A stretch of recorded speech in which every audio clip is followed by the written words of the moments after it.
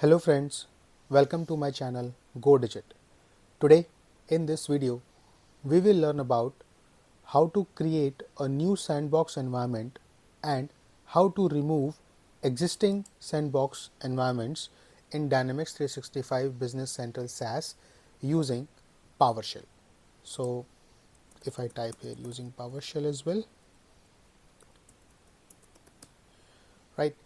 So basically, as you know that in the PowerShell, there is one module called Bccontainerhelper, right? So module name is Bccontainerhelper. So in case your system does not have this module, then you must have to install.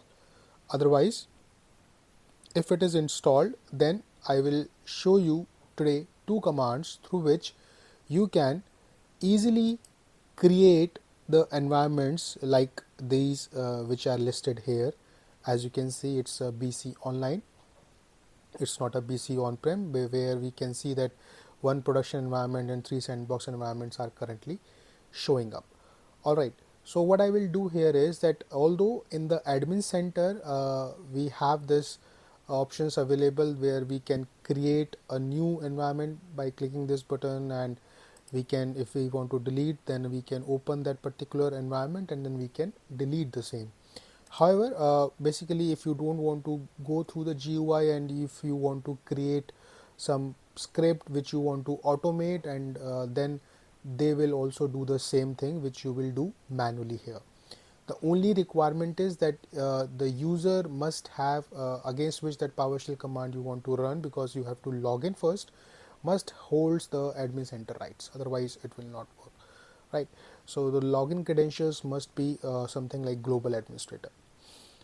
Okay, so basically what we will do here is that initially what I will do, that I want to delete one existing environment. In my case, let's say I want to delete this particular base sandbox environment.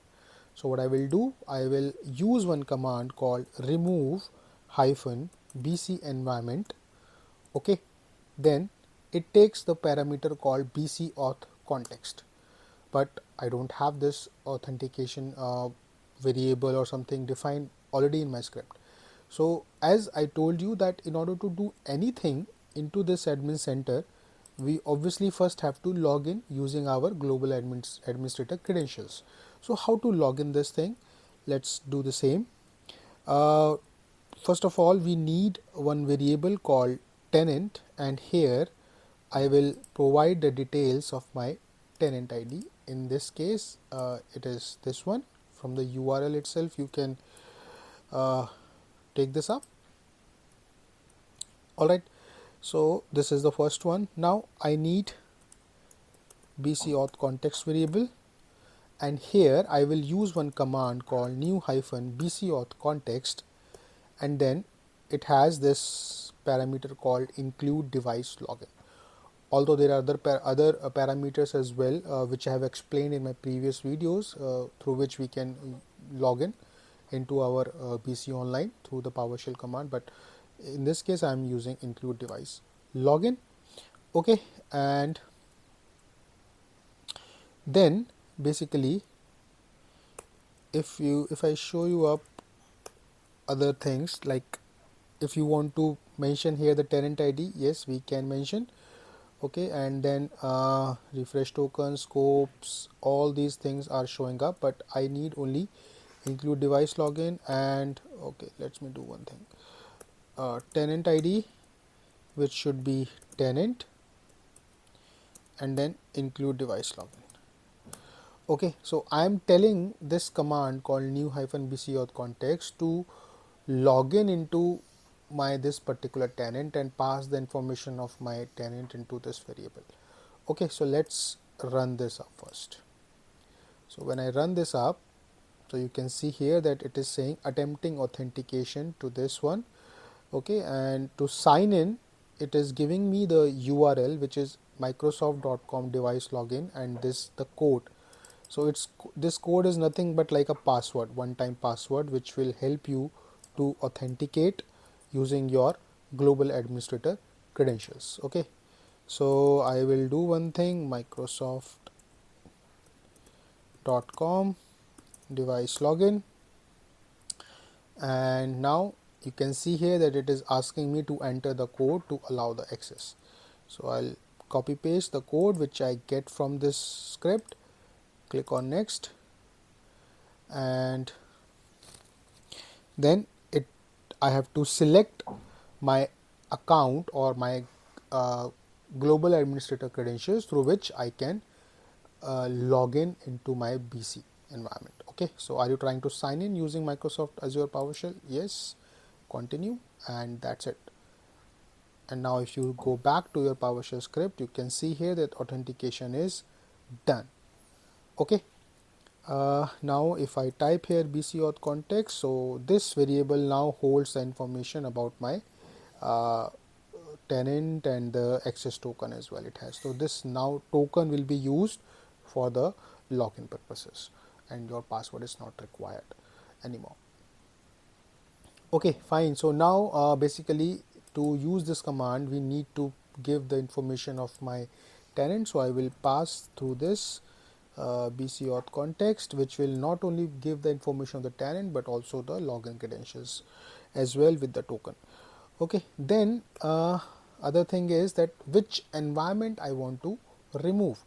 So here in my case, what I will do, I will create one more variable, which is the name will be environment name. Okay, environment name is base. So you can see from here that I have this one environment called base which I want to remove. So let's pass the information of the environment name. Alright, then see if any other thing we can use. Nothing like that, but I can add one switch called do not wait. And now if I run this, okay, oh sorry, I need to select both the things, right? Now enter, and now you can see that it will start giving me the information about that whether the removal process is started or not. So let's see.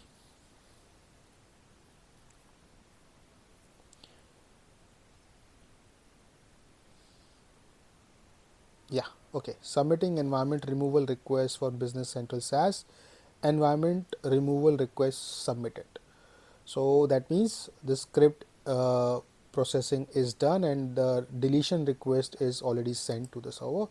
And if I click on refresh now, so you can see here that the state of my environment base is already changed from active to the soft deleting, right, which means that now it is going for the deletion. Soft deletion has its own meaning. Basically, if you don't remember, I have created a video in the past where I explained everything about basically what happens when you remove it. It actually soft delete the thing, which means that it is already available in the Microsoft, and if you want to get it back, there are provisions through which you can get back the deleted database. Okay, but I don't want to go into the details of that at this moment, so you can watch that if you want it later on. Okay, so let's see the next video, sorry, next command via which we can create a new environment. Okay, so we have this command called new-BCenvironment.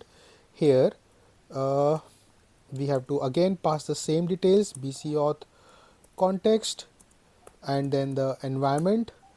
Okay, in this case let me say that I want to create an environment of with the name called test,